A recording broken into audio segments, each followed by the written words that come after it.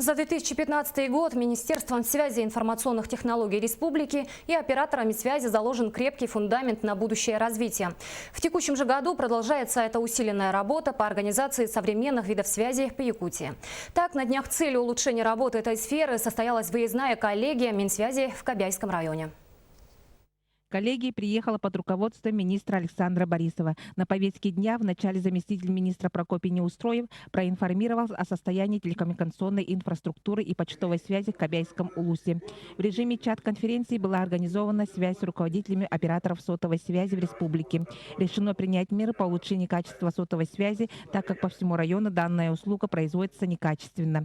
Хотя по итогам прошлого года почти во всех наследах сохраняется динамика уменьшения количества абонентов стационарной телефонной связи. Кобяйский улус, скорее всего, конечно, относится к северным и даже арктическим улусам, потому что здесь практически все населенные пункты обеспечиваются только спутниковой связью.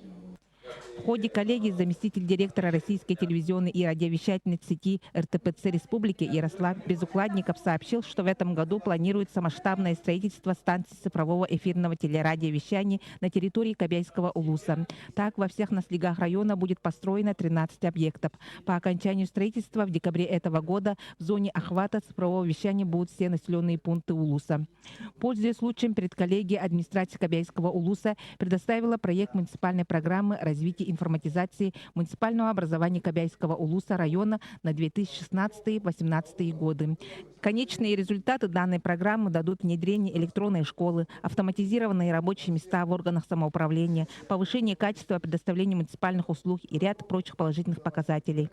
Мы ее рассмотрели на коллегии. Ее, конечно, нужно дорабатывать и коррелировать с планами Министерства связи и с планами операторов связи республики.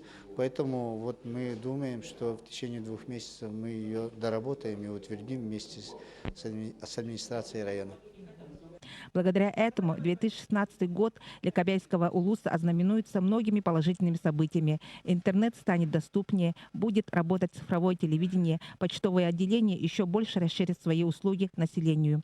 Татьяна Владимирова, НВК Саха, Кобяйский улус.